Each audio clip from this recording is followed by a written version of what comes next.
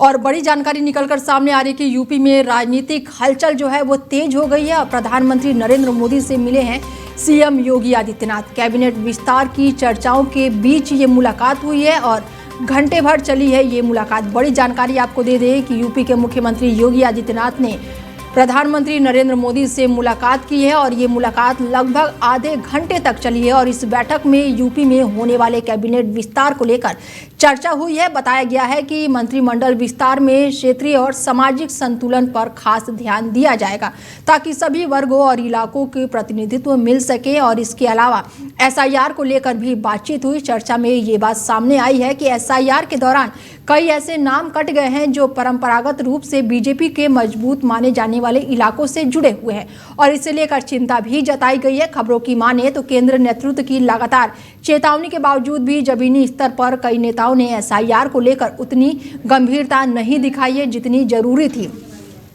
और इसी वजह से इस मुद्दे पर बैठक में खास तौर पर मंथन किया गया। योगी आदित्यनाथ ने वर्तमान मंत्रिमंडल में से पहले बता दें कि 6 खाली पद थे, जिसके बाद से 2024 के लोकसभा चुनाव के बाद 2 और मंत्री जितेंद्र प्रसाद और अनूप प्रधान को केंद्र में मंत्री बनाया गया है। ऐसे में और इस खबर पर ज़्यादा जानकारी के साथ अवरल मलिक जी जुड़ चुके हैं हमारे साथ और उनसे जानते हैं कि यूपी में राजनीतिक सरगर्मियां तेज हो गई है क्योंकि प्रधानमंत्री नरेंद्र मोदी से उत्तर प्रदेश के सूबे के मुख्यमंत्री योगी आदित्यनाथ मुलाकात किए हैं, तो क्या कुछ चर्चा चल रही है? अवरल मलिक जी। देखिए, बिल्कुल निश्चित रूप से जहां तक विषय एक तरीके से मुलाकात का, तो मुलाकात हमारी पार्टी में निश्चित रूप से होती है, लगातार निरंतर होती है, मार्गदर्शन लिया जाता है, इसमें किसी रूप में दो राय नहीं है। और जहां तक विषय माननीय प्रधानमंत्री मोदी जी का, वो हमारे नेता है, वरिष्ठ नेता है, हमारे एक तरीके से आदर्श है, प्रेरणा स्रोत है और पार्टी के मार्गदर्शक है और देश को जिस प्रकार से मजबूती के साथ नेतृत्व प्रदान कर रहे हैं बिल्कुल स्पष्ट सर्वविदित है।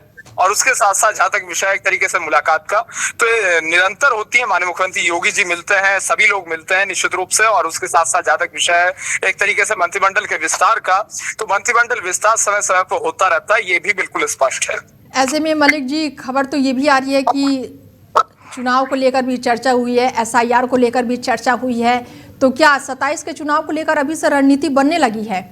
मलिक जी। नहीं, देखिए, जहां तक विषय रणनीति विपक्ष बनाता है, विपक्ष को रणनीति की आवश्यकता होती है और उसके साथ साथ कांग्रेस पार्टी, समाजवादी पार्टी, अन्य राजनीतिक दल रणनीति बनाते हैं, राजनीति करने का काम करते हैं। हम राजनीति नहीं करते हैं, हम जनसेवा करते हैं, विकास करते हैं, डेवलपमेंट के मुद्दे पे जनता के मध्य में जाते हैं। और जब आज हमारी सरकार है तो हमें रणनीति बनाने की आवश्यकता नहीं है, हमें जनसेवा करने की आवश्यकता होती है और हम जनसेवा निरंतर कर रहे हैं। पिछली योजना में उत्तर प्रदेश सरकार ने, पिछली योजना में भी 2017 से 2022 तक भी उत्तर प्रदेश का विकास किया, कल्याण किया, मोदी जी के नेतृत्व में, मोदी जी के मार्गदर्शन में, योगी जी के नेतृत्व में। और उसके साथ साथ अब भी निरंतर जनसेवा जारी है और जन कल्याणकारी योजना निरंतर जारी है। तो उसी मुद्दे के आधार पर हम जनता के मध्य में जाएंगे। चुनाव कभी भी हो, इससे किसी रूप में हमें समस्या नहीं है। बिल्कुल मलिक जी, कहा तो ये भी जा रहा है कि एसआईआर को लेकर भी चर्चा हुई है क्योंकि जिन इलाकों में नाम कटे हुए हैं उसको लेकर काफी मंथन चल रहा है, तो ये मुलाकात इसलिए भी बेहद खास मानी जा रही है। अरे बिल्कुल, देखिए, जहां तक विषय एक तरीके से एसआईआर का, तो एसआईआर को क्या है, पॉलिटिसाइज करने का काम विपक्ष कर रहा है और विपक्ष अगर पॉलिटिसाइज करता है तो इससे विपक्ष का ही नुकसान है। इन्होंने बिहार में, पूरा बिहार का विधानसभा चुनाव एसआईआर के मुद्दे पे लड़ा, वोट चोरी के मुद्दे पे लड़ा, एक नारा वोट चोरी के मुद्दे पे इन्होंने बनाया, अपने आप गढ़ने का काम किया, वोट चोर गद्दी छोड़ करके। और उसके साथ साथ इन्होंने संविधान और लोकतंत्र की बात की। तो जब ये संविधान की बात अगर कांग्रेस करती है तो विशेष रूप से इन्हें जान लेना चाहिए वो बीजेपी का काम हल्का कर रही है, क्योंकि भारतीय जनता पार्टी संविधान के आधार पर चलती है और 1975 में किस तरीके से संविधान को समाप्त करने का कार्य प्रयास किस तरीके से किया गया वो भी सबने देखा था, इमरजेंसी को इंप्लीमेंट करके। और उसके साथ साथ जहां तक विषय एक तरीके से जनहित का, तो सर्वोपरि था, है और रहेगा। ठीक है, जुड़ने के लिए बहुत शुक्रिया मलिक जी। बहुत धन्यवाद।